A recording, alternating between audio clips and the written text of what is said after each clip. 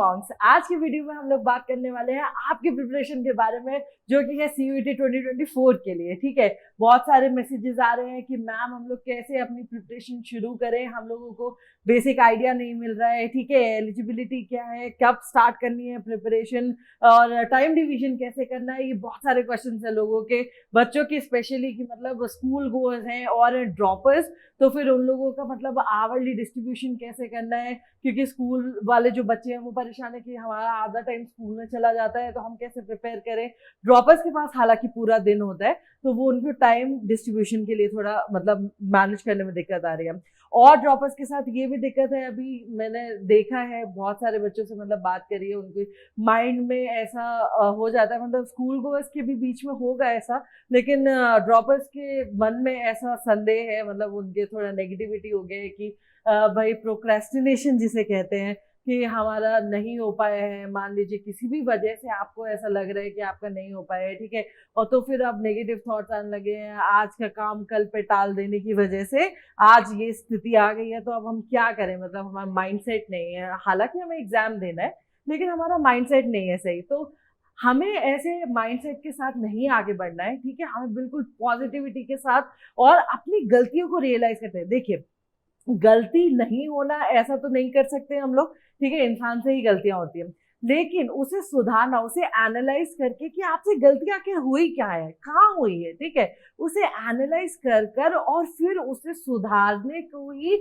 हम लोग एक प्रोग्रेस के रूप में ढाल सकते हैं और अच्छा परफॉर्म कर सकते हैं। ठीक है, तो ये सब गलतियां मत कीजिए, आप लोग अपने सही माइंडसेट रखिए, अपने एग्जाम की तरफ ध्यान दीजिए और फुल तैयारी के साथ लग जाइए, पूरी डिटेल के साथ, ये जानने के बाद कि मतलब अनअवेयरनेस भी एक बहुत बड़ा कारण होता है कि मतलब बच्चों को पता नहीं होता फुल डिटेल के बारे में, तो उसकी वजह से बच्चे मतलब थोड़ा भटक जाते हैं। अब देखिए, जैसे मैं एक एग्जाम्पल के तौर पे समझाती हूँ आपको, हालांकि मैं ये नहीं कह रही हूँ कि आपका एग्जाम कोई पहाड़ है, ठीक है, लेकिन एक एग्जाम्पल से आपको जल्दी समझ आ जाएगा। तो मान लीजिए किसी को, आपको पहाड़ चढ़ना है कोई बहुत बड़ा, ठीक है, अब पहाड़ चढ़ने के लिए हमें क्या पता करना पड़ता है कि भाई वो कितना ऊंचा पहाड़ है, ठीक है, कितनी गहरी खाइयां हैं उसके बीच में, क्या क्या मिलेगा हमें और क्या क्या इक्विपमेंट्स लगेंगे, हमें ग्लव्स चाहिए, हमें कैप चाहिए, हमें स्पेक्स चाहिए, वो जो स्नो वाले होते हैं, ये सब तैयारी करेंगे कि नहीं आप करेंगे। ठीक है, जंग मैदान है तो फिर आप लग जाइए, बिल्कुल हथियार वगैरह तंदुरुस्त कीजिए अपने, मतलब भाला वाला शार्पन कीजिए।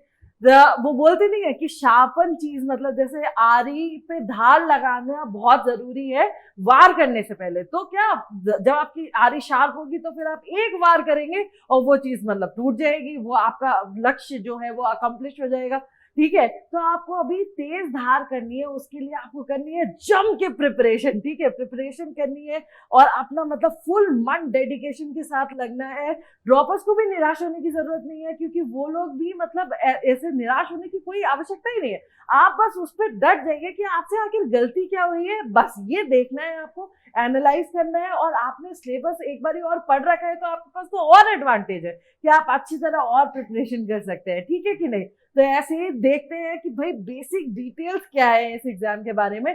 ठीक है क्योंकि ये डिटेल्स पता करने के बाद आप अपने एग्जाम को अच्छी तरह जान सकते हैं, अच्छी तरह जानेंगे जब एग्जाम को अपने अंदर संभाल लेंगे बिल्कुल कि हाँ जी हाँ जी ये चीज है। ठीक है, और उसके बाद आप उस पर बिल्कुल चढ़ाई करेंगे, कॉन्कर करेंगे, तो फिर आपका एग्जाम बिल्कुल यूं निकल जाएगा, कोई चिंता की बात नहीं। जब हमारी प्रिपरेशन स्ट्रांग होती है तो हमारा एग्जाम बहुत ही तेज जल्दी से निकल जाता है, हम कॉन्फिडेंट होते हैं उसके बारे में, है कि नहीं। तो चलिए देखते हैं इसकी डिटेल्स के बारे में। पहले बेसिक डिटेल्स जो कि आपको पता होने चाहिए। ठीक है, आप लोगों को सबको हेडिंग दिख रही है यहाँ पे बेसिक डिटेल्स की।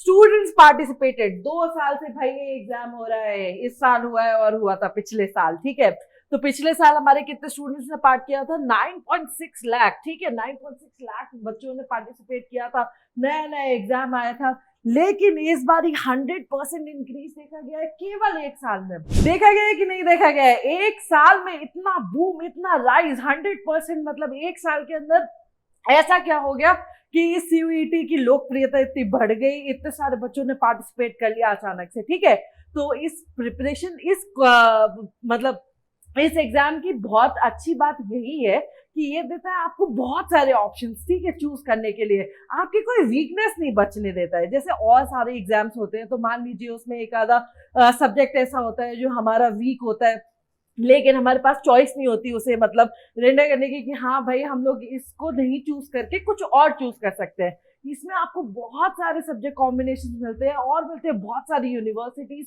तो फिर आप लोग अपनी स्ट्रेंथ्स पे फोकस करके इस एग्जाम को क्रैक करने के लिए पूरी तरह से जुट सकते हैं, ठीक है। तो इसकी इसी यही मतलब मेन रीजन इसका यही है, इतना वॉपिंग नंबर होने का, 100% इंक्रीज होने का, कि 19.3 लाख लोगों ने इस साल एग्जाम दिया। बताइए 19.3 लाख कोई छोटी नंबर नहीं होता। 19.3 लाख बहुत बड़ा नंबर होता है जब कोई स्टूडेंट पार्टिसिपेट कर रहे होते हैं, ठीक है। तो इतने सारे स्टूडेंट्स का पार्टिसिपेशन एक साल के अंदर बढ़ जाना ये बहुत ही बड़ी बात है। इस साल के लिए भी हम लोग ये आशंका लगा रहे हैं कि एक साल में भाई इतना हो गया, तो इस साल हम सोच सकते हैं कि 22 to 23 लाख बच्चे इस साल भी बैठेंगे, ठीक है। ये एक अप्रोक्सीमेशन है, लेकिन इतने बच्चे हो जाने चाहिए क्योंकि इतना बड़ा एग्जाम इतना बड़ा पॉपुलर हो गया है इसीलिए, ठीक है। नेक्स्ट हम देख लेते हैं CUET का फुल फॉर्म क्या है, ठीक है। आपके बहुत सारे एग्जाम्स होते हैं जैसे कि हो गया JEE, नीट हो गया आपका, क्लैट हो गया आपका, और गेट हो गया आपका, कैट हो गया, ठीक है। ये सारे एब्रिविएशंस होते हैं एक एग्जाम के। आपके एग्जाम के एब्रिविएशंस क्या है? CUET मतलब कॉमन यूनिवर्सिटी एंट्रेंस टेस्ट, ठीक है। कॉमन यूनिवर्सिटी एंट्रेंस टेस्ट आपके एग्जाम का फुल फॉर्म है, तो इसे याद कर लीजिए, ठीक है। उसके बाद ये डेफिनेशन कि this exam allows you to take admission in under graduate programs for central, state, deemed and private universities and their affiliated colleges, ठीक है। देख रहे हैं आपको कितनी सारी चॉइसेस मिल रही है, मतलब एग्जाम देने के लिए आपको चॉइस मिल रही है और आपको university, central, state, deemed, private, कितनी सारी और एफिलिएटेड कॉलेजेस, ठीक है, जो इसके एग्जाम्स के जो बहुत सारे मतलब स्कोर्स हैं वो एक्सेप्ट कर रही है। तो आपके पास बहुत बड़ी अपॉर्चुनिटी है ये एग्जाम लिखने के लिए, ठीक है। तो प्लीज लिखिए अगर आप सोच रहे हैं तो अंडर ग्रेजुएट प्रोग्राम्स में एडमिशन लेने के लिए। अब देख लेते हैं कंडक्ट किससे करवाया जाता है। जैसे पहले आपको अगर याद हो कि डूइट नाम का एक वो होता था, क्या कहते हैं, एग्जाम, ठीक है, वो DU कंडक्ट करवाता था। हमारा DU क्वेश्चन पेपर सेट करता था और वही चेक करता था, लेकिन अब हमारा NTA कंडक्ट करवाता है जिसका फुल फॉर्म है नेशनल टेस्टिंग एजेंसी। NTA हमारा और भी बहुत सारे जो वो है एग्जाम्स है वो कंडक्ट करवाता है, ठीक है। तो आपके लिए भी NTA ही कंडक्ट करवाएगा आपका एग्जाम। एग्जाम मोड क्या है आपका? कंप्यूटर बेस्ड टेस्ट, ठीक है। Offline pen and paper mode नहीं है, आपको कंप्यूटर पे जाकर मतलब आपको एक कंप्यूटर असाइन किया जाता है जब आप सेंटर पहुंचते हैं और वहां पर आप एग्जाम लिखते हैं, ठीक है, कंप्यूटर में। उसके बाद है मीडियम ऑफ एग्जामिनेशन, ठीक है। अब आप देख रहे हैं पहले हमारे पास क्या प्रॉफिट था, हमारे पास ये था कि भाई इतने सारे कॉलेजेस में हम चूज कर सकते हैं। उसके बाद क्या था कि जी हम इतने सारे कोर्सेज का कॉम्बिनेशन चूज कर सकते हैं, अपना वीक सब्जेक्ट छोड़ सकते हैं, स्ट्रेंथ वाला सब्जेक्ट अपना सकते हैं, अपने कॉम्बिनेशन में रख सकते हैं, ठीक है। उसके बाद 13 लैंग्वेजेस, मतलब आप देख रहे हैं कितनी वेराइटी। किसी भी बच्चे को NTA अपने मतलब उसमें से छोड़ना नहीं चाहती है, वो चाहती है कि सब बच्चे एकदम पार्टिसिपेट करके रखें। तो 13 लैंग्वेजेस में आपको अपना एग्जाम लिखने का मौका मिलता है, इससे बढ़िया बात क्या हो सकती है, ठीक है कि नहीं। 13 लैंग्वेजेस, ठीक है। उसके बाद type of questions, type of questions मतलब आपको पता ही है जैसे कि 2 प्रकार के होते हैं हमारे क्वेश्चन, एक सब्जेक्टिव होता है जी और एक होता है ऑब्जेक्टिव। ऑब्जेक्टिव वाले को क्या कहते हैं? MCQ, मल्टीपल चॉइस क्वेश्चन, ठीक है। उसमें होता है आपका एक क्वेश्चन और होते हैं 4 या 5 मैक्सिमम आपके ऑप्शंस, उसमें से आपको चूज करना होता है करेक्ट ऑप्शन, ठीक है। तो इसे कहते हैं MCQ। तो कंप्यूटर बेस्ड टेस्ट हो गया और क्वेश्चन का टाइप कैसा हो गया? MCQ हो गया। उसके बाद बोल रहे हैं मार्किंग स्कीम कैसी होगी भाई। अब आपको मार्किंग स्कीम, हर पेपर के लिए मार्किंग स्कीम अलग होती है। इसके लिए क्या डिसाइड करा गया है? इसके लिए डिसाइड किया गया है कि अगर आप कोई करेक्ट आंसर देते हैं तो उसके लिए आपको +5 मार्क्स मिलेंगे, ठीक है। अगर आप इनकरेक्ट आंसर देते हैं तो होगा आपका -1, ठीक है। मतलब -1, 5 जो आपको नहीं मिलना चाहिए थे वो तो नहीं मिलेंगे, मतलब गलत होने के, प्लस 1 नंबर और कट जाएगा आपका क्योंकि आपने अटेम्प्ट करा है वो जो गलत करा है, ठीक है। उसके बाद है 0 फॉर अनअटेम्प्टेड क्वेश्चन। अगर आपने कोई अटेम्प्ट नहीं किया है क्वेश्चन तो फिर आपके 0 मार्क्स बताए जाएंगे, ठीक है। ये हो गया मार्किंग स्कीम। आपको बेसिक डिटेल मिल गई आपकी क्वेश्चन उसके बारे में आइडिया हो गया। बेसिक आइडिया होना स्टूडेंट्स को बहुत ही जरूरी है अपने एग्जाम के बारे में, ठीक है।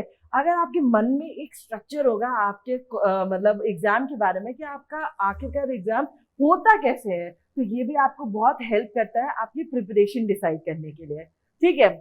अब जी देख लीजिए, no age limit and no attempt limit, ठीक है। आपकी कोई एज लिमिट नहीं है, अगर आप अभी 12th में है तो आप भी दे सकते हैं, अगर आप 25 साल के हो गए तब भी दे सकते हैं, और उससे बड़े हैं तब भी दे सकते हैं, ठीक है। तो कोई भी एज लिमिट नहीं है आपकी। अगर आप ट्राई करना चाहते हैं, मान लीजिए कुछ और कोर्स करना चाहते हैं या किन्हीं कारणों की वजह से आपने पहले नहीं कर पाया कोई डिग्री और आप करना चाहते हैं, तो आपके लिए ये मौका है, आप ये एग्जाम दीजिए अच्छी तरह और अपना अटेम्प्ट दीजिए, ठीक है। उसके बाद है नो अटेम्प्ट लिमिट, ठीक है। अटेम्प्ट की भी कोई लिमिटेशन नहीं है, आप कितनी भी बार ये एग्जाम देखिए। हालांकि हमें ये देखना चाहिए कि हम लोग एक ही बार में अपना एग्जाम मतलब इतनी पूर्ण तैयारी करें कि एक ही बार में निकल जाए, लेकिन मान लीजिए किन्हीं भी कारणों की वजह से नहीं निकलता है, तो फिर बाकी एग्जाम्स की तरह हमारे पास अटेम्प्ट की लिमिट इसमें डिसाइडेड नहीं है, नो अटेम्प्ट लिमिट है, ठीक है।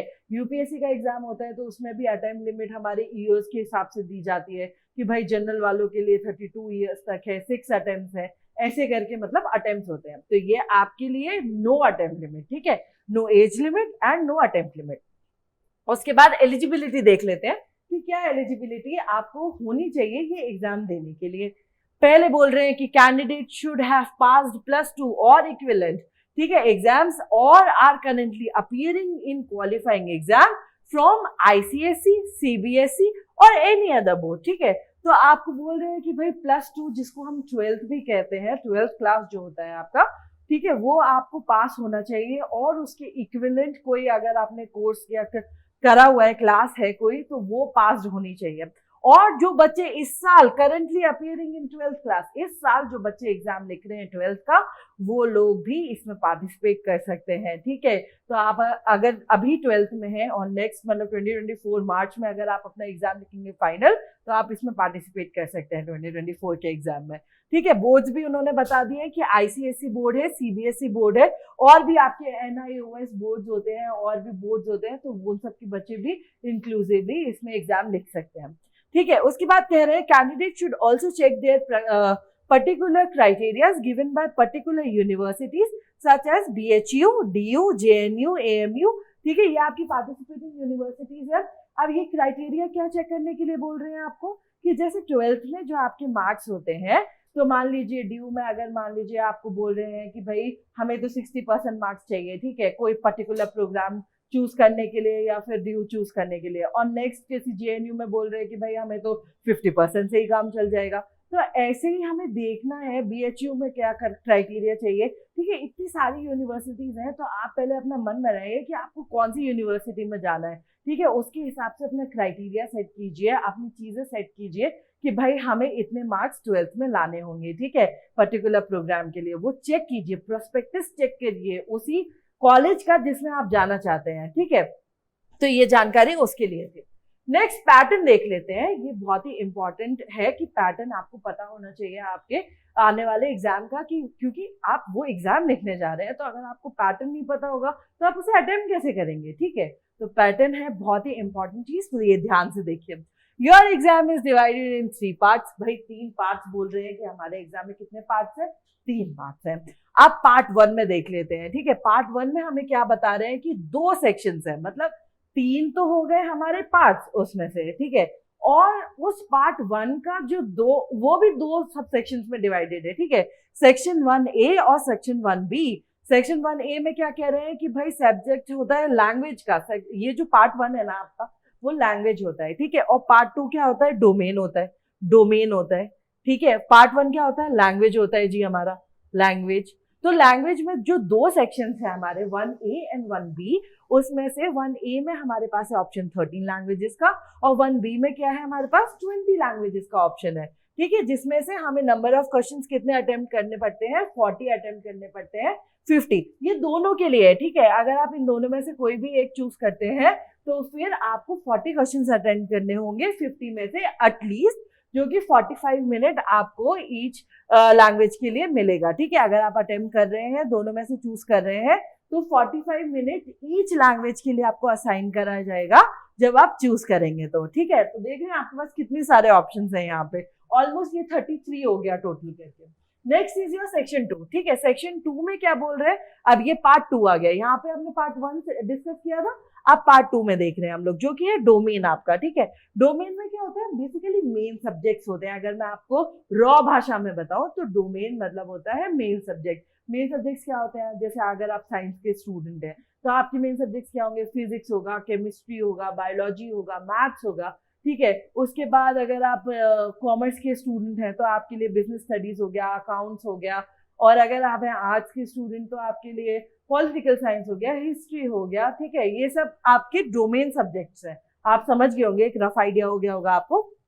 तो सेक्शन 2 में बोल रहे हैं कि भाई 27 डोमेन स्पेसिफिक सब्जेक्ट्स आपके इस लिस्ट में दिए गए हैं, एक प्रॉपर लिस्ट है। अगर आपको वो भी चाहिए तो मैं आपको बताइए, मैं वो भी डिटेल्ड वीडियो आपके लिए लेकर आऊंगी कि आपके कौन से सब्जेक्ट्स हैं प्रॉपर, मतलब जो डोमेन स्पेसिफिक सब्जेक्ट्स हैं, ठीक है। उसमें बता रहे हैं कि भाई आपको इसमें भी 40 क्वेश्चंस एटलीस्ट अटेम्प्ट करने होंगे 50 में से, और क्या बता रहे हैं कि 21 जो आपके सब्जेक्ट्स हैं उनके लिए आपको कितना टाइम मिलेगा एग्जाम में, 45 मिनट्स मिलेंगे। इन 27 में से 21 जो सब्जेक्ट्स हैं उनके लिए कितना असाइन करा गया है, 45 मिनट्स करा गया है, ठीक है। मतलब मैं 2-4 में जैसे बता देती हूँ आपको, आपका जैसे फिजिक्स है, केमिस्ट्री है, तो इन सब चीजों के लिए कितना टाइम मिलेगा आपको जब आप एग्जाम सेंटर में बैठेंगे, 45 मिनट्स मिलेंगे, ठीक है। लेकिन जैसे अकाउंट्स है, बुक कीपिंग है, ये वाले सब्जेक्ट्स जो है वो ये 6 सब्जेक्ट्स में आते हैं, देख रहे हैं आप यहाँ पे लिखा हुआ है 6 सब्जेक्ट्स। 6 सब्जेक्ट्स में 60 मिनट्स मिलेंगे आपको इस वाले सेक्शन में, अगर आप इनमें से सब्जेक्ट्स चूज करते हो। तो 27 हमारे हो गए टोटल सब्जेक्ट्स, 21 जो है उनमें आपको 45 मिनट्स मिलेगा टाइम अटेम्प्ट करने के लिए, एंड 6 सब्जेक्ट्स जो है उनमें आपको कितना मिलेगा, 60 मिनट्स मिलेगा, ठीक है। तो ये भी अलग अलग हमें देखना है कि हम कौन से सब्जेक्ट्स आखिर चूज कर रहे हैं। अब हमने देखा था कि 3 पार्ट्स में डिवाइडेड है, तो 2 पार्ट्स हमने डिस्कस कर लिया है। पार्ट 3 क्या होता है आपका, जीटी होता है, ठीक है, जनरल टेस्ट होता है। उसमें सेक्शन 3 जनरल टेस्ट, जिसमें लिखा हुआ है कि 60 में से एटलीस्ट क्वेश्चन अटेम्प्ट करने हैं आपको, और आपको टाइम मिलेगा 60 मिनट्स का, ठीक है। अब जैसे बीएचयू यूनिवर्सिटी है, मैं आपको एक एग्जांपल देती हूँ। बीएचयू यूनिवर्सिटी है, उसमें आपको क्या मांगता है भाई कि एक लैंग्वेज मांगता है और एक हमारा डोमेन सब्जेक्ट मांगता है कि भाई डोमेन सब्जेक्ट्स आप चूज कर लीजिए जितने आपको करने हैं। उसके बाद उसे रिक्वायरमेंट नहीं है कि आप जीटी दें, ठीक है। अगर आपको बीएचयू में एडमिशन लेना है तो दे आर नॉट रिक्वायर्ड कि भाई हमें जीटी चाहिए आपका। लेकिन अगर आप डीयू में जाएंगे तो आपके कॉम्बिनेशन में वो लैंग्वेज भी मांगता है और डोमेन सब्जेक्ट भी मांगता है और जीटी भी मांगता है, ठीक है। तो ऐसा नहीं है कि मतलब हमें यही सब तो देखना है टेक्निकलिटीज की, कौन सी यूनिवर्सिटी हमसे क्या मांग रहा है, ठीक है। तो फिर हमें ये देखना है कि उसी हिसाब से हम लोग सब्जेक्ट कॉम्बिनेशन चूज करें, जीटी सबके लिए नहीं है, ठीक है। लेकिन ये हमारा पार्ट 3 है, जैसा कि हमने डिस्कस किया था कि 3 पार्ट्स में डिवाइडेड है, तो थर्ड पार्ट मैंने आपको बता दिया कि थर्ड पार्ट आपका क्या इंगेज रखता है। उसके बाद हम लोग और डिटेल में देख लेते हैं थोड़ा सा कि क्या डिटेल्स दे रखे हैं। सेक्शन 1A एंड 1B जो मैंने अभी आपके साथ डिस्कस किया था, अगर आपको याद है तो पीछे वाले स्लाइड में लैंग्वेजेस था, जिसमें 13 लैंग्वेजेस थी और 20 लैंग्वेजेस थी। तो उसमें बता दें कि आपसे किस टाइप के क्वेश्चन पूछे जाएंगे। मतलब लैंग्वेज तो आपने चलिए मान लिया कि लैंग्वेज है, ठीक है, लेकिन उसमें किस टाइप के क्वेश्चन आखिरकार हमसे पूछे जाएंगे। तो वो बता रहे हैं कि आरसी रीडिंग कॉम्प्रिहेंशन, जो हमारा एक पैराग्राफ होता है और उसमें उससे ही रिलेटेड क्वेश्चंस होते हैं, वो होता है हमारा रीडिंग कॉम्प्रिहेंशन। उसके बाद है ग्रामर, बुक्स एंड ऑथर्स, ठीक है। तो आपसे इन सब चीजों के बेसिस पे आपसे क्वेश्चंस किए जाते हैं लैंग्वेज वाले टेस्ट में, ठीक है। उसके बाद हमारा सेक्शन 2 बता रहे हैं भाई कि सेक्शन 2 क्या है। सेक्शन 2 है कि डोमेन सब्जेक्ट्स जो है आपका, जैसा कि अभी मैंने बताया था आपको, सेक्शन 2 डोमेन सब्जेक्ट्स का होता है। उसके लिए प्योर मतलब बच्चे इतना पूछते हैं कि मैम हम लोगों को एक बुक बता दीजिए जिससे हम लोग पढ़ ले, एक बुक चाहिए बस उन्हें। बुक तो पहले जो बुक्स हैं आपके पास वो पढ़िए, एनसीईआरटी। आपकी एनसीईआरटी बहुत सारे एग्जाम्स में भी यूज होती है, लेकिन इस वाले एग्जाम में भी एनसीईआरटी ही आपका फाउंडेशन बिल्ड करेगी, ठीक है। तो आप एनसीईआरटी प्लीज अच्छी तरह ध्यान से पढ़िए। उसके लिए मतलब आप किसी कोर्स में एनरोल होना है तो वो कीजिए, नहीं तो आप अपने सफिशिएंटली पढ़ सकते हो तो खुद करिए। लेकिन डोमेन सब्जेक्ट को अगर आपको अटेम्प्ट करना है तो आप एनसीईआरटी करिए, ठीक है। एनसीईआरटी अपनी स्ट्रेंथ बनाइए। उसके बाद है सेक्शन 3 जो कि है जनरल टेस्ट, जो हमने अभी देखा था। जनरल टेस्ट में आपसे क्या पूछता है, जनरल अवेयरनेस पूछता है, जनरल मेंटल एबिलिटी पूछता है, न्यूमेरिकल एबिलिटीज पूछता है, लॉजिकल रीजनिंग पूछता है, ठीक है, और क्वांटिटेटिव रीजनिंग पूछता है। तो ये सब आपको पता ही है कि बहुत सारे टेस्ट होते हैं ऐसे कॉम्पिटेटिव एग्जामिनेशन जिसमें आपसे ये सब पूछा जाता है कि मेंटल एप्टीट्यूड आपका देखना चाहता है कि कॉमनली आपके पास कितना मतलब वो है ये सब चीजें सॉल्व करने के लिए, ठीक है। मेंटल अवेयरनेस के बारे में इससे पता चलता है थोड़ा सा स्टूडेंट के बारे में। अब है जी सबसे बड़ा सवाल, ठीक है, right time to start the preparation. ये तो मतलब बच्चों ने मतलब अभी पूछना स्टार्ट ऐसे कर दिया कि भाई हम कब प्रिपेयर करें, हमें नहीं पता चल रहा है, ठीक है। क्या कोई स्पेसिफिक टाइम होता है, कि कोई डेट होती है, कि कोई हफ्ता होता है, कि कोई महीना होता है, ऐसे नहीं होता ना, ठीक है। तो अभी अगस्त आ गया है और आपका ऑलरेडी मतलब एडमिशन जिन लोगों को चल रहा होता है, मतलब फेज 3 चल रहा है, तो आप लोगों ने अगर इस साल एग्जाम दिया है तो आपको पता चल गया होगा अभी तक कि आपका एडमिशन होगा इस साल या नहीं होगा, ठीक है। तो आप प्लीज उसी हिसाब से प्रिपरेशन स्टार्ट कर दीजिए। और स्कूल एज स्टूडेंट, ठीक है, तो इसका मैं अगर रॉ आंसर लिखूं आपको, तो द करेक्ट जो टाइम है आपको स्टार्ट करने का वो है नाउ, ठीक है। अभी स्टार्ट कर दीजिए, आज ही से लग जाइए। इसीलिए मैं आपको ये डिटेल्स दे रही हूँ ताकि आपके मन में एक फ्रेमवर्क बन सके और आप अपनी तैयारी शुरू कर सके, ठीक है। शुरू करने के लिए हमें ये सब डिटेल्स पता होना बहुत जरूरी होता है, ठीक है। तो वो है नाउ, अभी से ही आप अपनी तैयारी में जुट जाइए, सारी इंफॉर्मेशन करिए इकट्ठी, क्योंकि अनअवेयरनेस आपके लिए बहुत ही बड़ा खतरनाक साबित हो सकता है आपके लिए आगे चल के। तो अपनी प्रिपरेशन अपनी एग्जाम की नॉलेज से बढ़ाइए कि आपका आखिर एग्जाम है क्या, और फिर अपनी प्रिपरेशन शुरू करिए। अभी से ही शुरू कर दीजिए, यही है सही समय। लीजिए मैंने आपको बता दिया कि आज से ही सही समय है अगर आपको प्रॉपर डेट चाहिए तो, ठीक है। उसके बाद हम टाइम टेबल देख लेते हैं। जैसा कि मैंने आपको बताया था कि बच्चे थोड़े कंफ्यूज हैं कि भाई हम लोग स्कूल गोअर्स हैं और हम ड्रॉपर्स हैं, तो हमें सही से टाइम मैनेजमेंट नहीं आता। आपको पता है टाइम मैनेजमेंट कितना बड़ा मतलब हथियार साबित हो सकता है हमारी प्रिपरेशन में। बहुत सारे लोग ऐसे होते हैं जो मतलब इतना up to the mark intelligent नहीं होते हैं, मतलब इतनी इंटेलिजेंस नहीं होती, लेकिन परसिवरेंस और टाइम मैनेजमेंट के साथ वो एकदम एम्बार्क कर जाते हैं अपने मतलब जर्नी पे, एकदम टॉप पोजीशन पे पहुंच जाते हैं। तो हमें भी ऐसे ही करना है, टॉप पोजीशन पे पहुंचना है टाइम मैनेजमेंट करके। टाइम मैनेजमेंट एक बहुत ही बड़ा रोल निभाता है आपके उसमें, ठीक है। स्टूडेंट्स को जनरली ये आइडिया नहीं लग पाता है कि टाइम मैनेजमेंट आखिर कितना बड़ा रोल निभाता है उनके स्टडीज में, ठीक है। तो आप मेरी बात मानिए और टाइम मैनेजमेंट करिए, ठीक है। इससे अपना टाइम डिवाइड करिए, डेडिकेटेडली पढ़िए, अपने आप को झोंक दीजिए बिल्कुल उस टाइम के उसमें, ठीक है। क्रिटिकली मैं ये नहीं कह रही हूँ, लेकिन ज्यादातर अपने टाइम टेबल को बनाइए, फोकस रहिए और उसे फॉलो करने की कोशिश कीजिए। मैं नहीं कह रही कि 100% किसी से भी हो जाता है फॉलो, नहीं, बिल्कुल नहीं। 100% किससे होता है फॉलो? हम रोबोट थोड़ी है, हम तो इंसान है ना।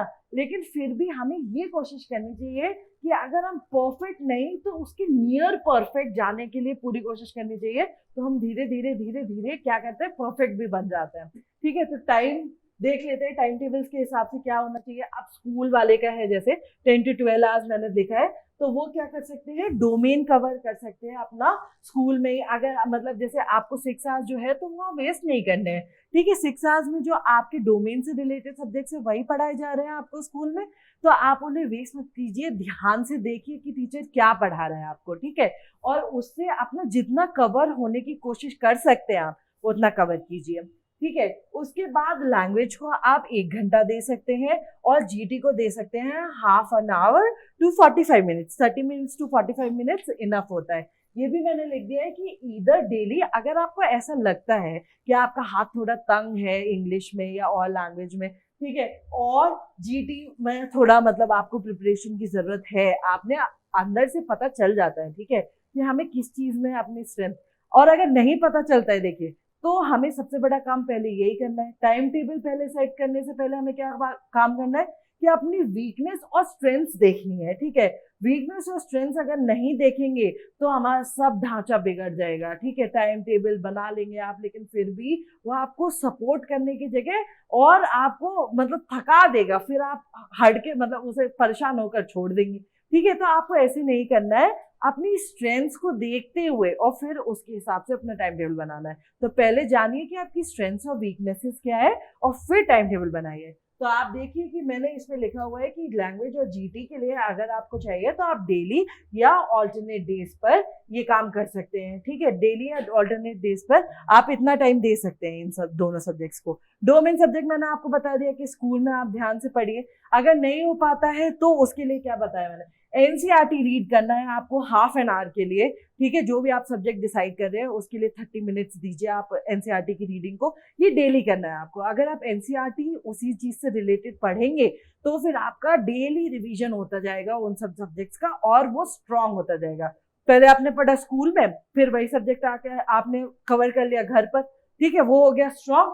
आप फिर उसके बाद क्या करेंगे, आप क्वेश्चन प्रैक्टिस करेंगे, उसमें ज्यादा से ज्यादा आपको डेली हाफ एन आवर देना है।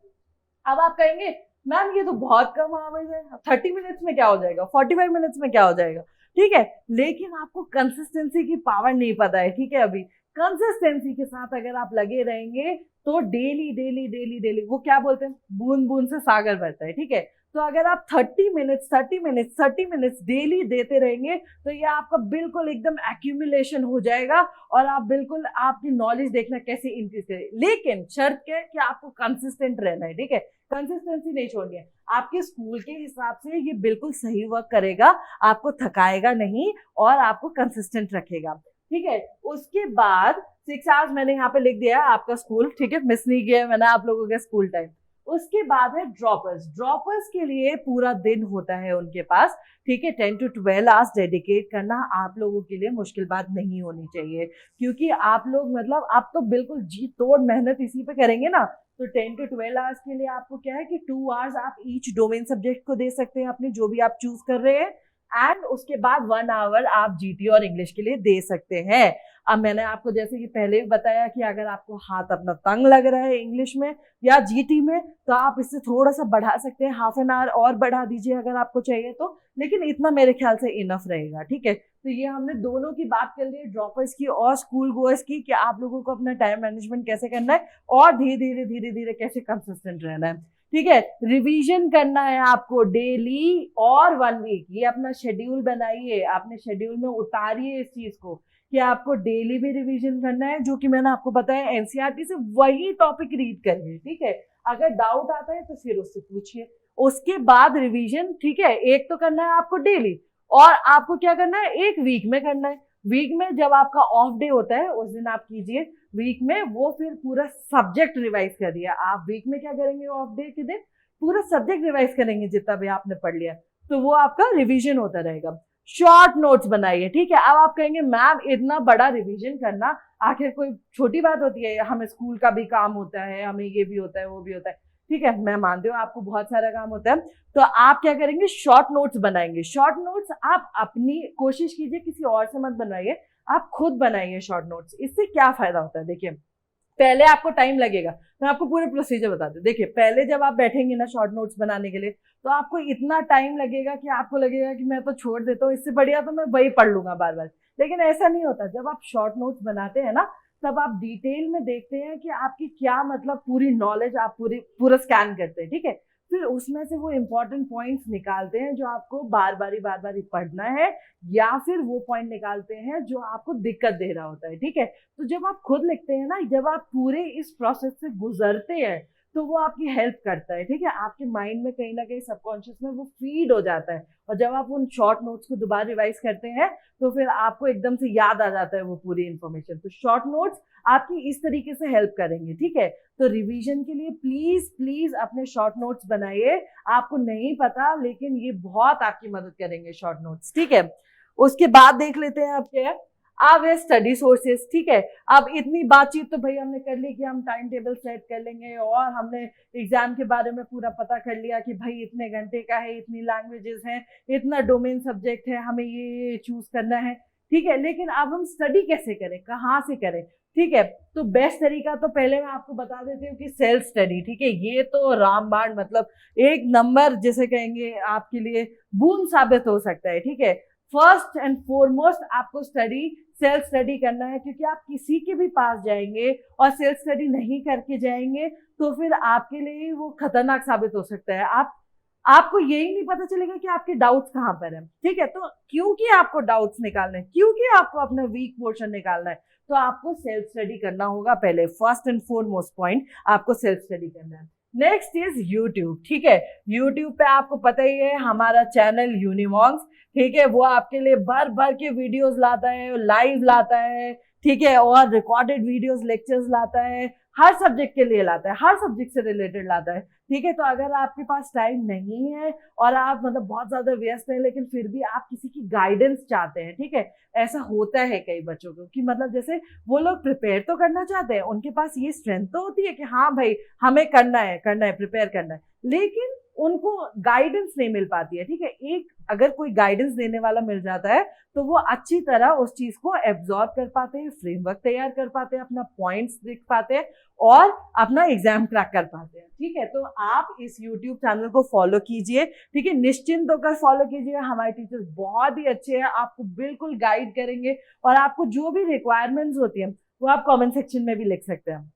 अब यूट्यूब के अलावा और क्या ऑप्शन है आपके पास, हमारा ऐप भी आपके लिए अवेलेबल है, ठीक है। आप प्ले स्टोर पे जाइए और हमारा ऐप डाउनलोड कीजिए। आप जब भी मर्जी अपना मतलब क्वेश्चंस उस पर अपलोड कर सकते हैं, देख सकते हैं, डाउट क्लियर कर सकते हैं, हमारे टीचर्स आपको रिस्पॉन्ड करेंगे, आपको बहुत सारा मटेरियल भी वहां पे मिलेगा। तो ये दो ऑप्शन हो गए आपके पास। फर्स्ट क्या था, सेल्फ स्टडी था हमारा, नेक्स्ट इज यूट्यूब, एंड उसके बाद ऐप भी आपके पास अवेलेबल है ऑप्शन, ठीक है। Next is coaching. भाई अब ये तीसरा, बिल्कुल ये तीसरा जब कब हमें अपनाना है रास्ता, जब बिल्कुल हमारे पास ये आपको मतलब ऐसा लग रहा है कि भाई हमसे ये दो सोर्सेस से अकेले नहीं हो पाएगा, ठीक है। हालांकि गाइडेंस आपको यूट्यूब पे भी मिल रहा है, लेकिन आपको ऐसा लग रहा है कि आपको person to person, one to one आपको कांटेक्ट चाहिए किसी भी चीज को समझने के लिए, एक टीचर का पर्सनल प्रेजेंस होना जरूरी है आपको कोई भी टॉपिक समझने के लिए, ठीक है। अगर आपको ऐसा लग रहा है तो मार्केट में और कोई भी आपको ऑफलाइन कोचिंग अभी सीयूईटी के लिए प्रोवाइड नहीं करता है मेरे ख्याल से, ठीक है, केवल और केवल यूनिवॉन्क्स करता है। तो आप प्लीज यूनिवॉन्क्स को कंसीडर कीजिए। अगर आपको ऑफलाइन कोचिंग आना है, आपके नीचे यहाँ पे स्क्रीन पे आपको नंबर्स भी दिख रहे होंगे, उस पर आप कांटेक्ट कीजिए, कॉल कीजिए, व्हाट्सएप कीजिए, ठीक है। और अगर आपको कोचिंग की सुविधा चाहिए अपने पढ़ाई और प्रिपरेशन के लिए, तो आप यूनिवॉन्क्स को कांटेक्ट कर सकते हैं। यहाँ पे बहुत ही ब्रिलियंट टीचर्स हैं, फैकल्टी है, IITs, PhD फैकल्टीज हैं जो आपकी मदद करेंगी, ठीक है। एक बच्चे को नहीं पता होता है कि उसे मतलब कैसे गाइड करना है, उसे ये पता होता है बस कि एग्जाम में कैसे जाना है, ठीक है। अगर आप कर सकते हैं अपने आप को, तो मैंने आपको ऑलरेडी 2 ऑप्शन बता दिए, लेकिन अगर आपको नहीं लगता है ऐसा, तो आपको कोचिंग कंसीडर करना चाहिए, ऑफलाइन कोचिंग, और उसके लिए हमारे यूनिवॉन्क्स है, ठीक है। तो ये सब चीजें आपके लिए डिटेल में मैंने डिस्कस कर दी है। अब लास्ट में आपका जुनून जोश जगाने के लिए हम लोग एक कोट पढ़ लेते हैं, ठीक है, जिससे आपको बिल्कुल एकदम ऐसा लगेगा कि हाँ भाई बिल्कुल हम लोग ये कॉन्कर कर सकते हैं। कोट क्या कह रहा है, the day you take complete responsibility for yourself, the day you stop making any excuses, that's the day you start to the top, ठीक है। तो हमें पहुंचना है टॉप पे, जैसे मैंने आपको स्टार्टिंग में बताया था कि आपको हिल पे जाना है, ठीक है, एग्जाम्पल दिया था, आपको जाना है माउंटेन पे, और उसके टॉप पे ही जाके हम लोग झंडा लगाते हैं कि नहीं लगाते, उसके टॉप पे जाके लगाते हैं हम लोग अपनी कंट्री का झंडा। तो आपको उसके टॉप पे पहुंचना है और अपना झंडा गाड़ देना है, ठीक है। तो सीयूईटी का एग्जाम दीजिए, आप लोग 2024 का प्रिपरेशन कीजिए हमारे साथ, अगर आपको ऐसा लगता है तो, ठीक है। और यूट्यूब वगैरह जो भी मैंने आपको रिसोर्सेज बताया उनका भरपूर इस्तेमाल कीजिए, ठीक है। और ऐसे ही अमेजिंग कंटेंट के लिए प्लीज सब्सक्राइब टू यूनिवॉन्क्स। Thank you.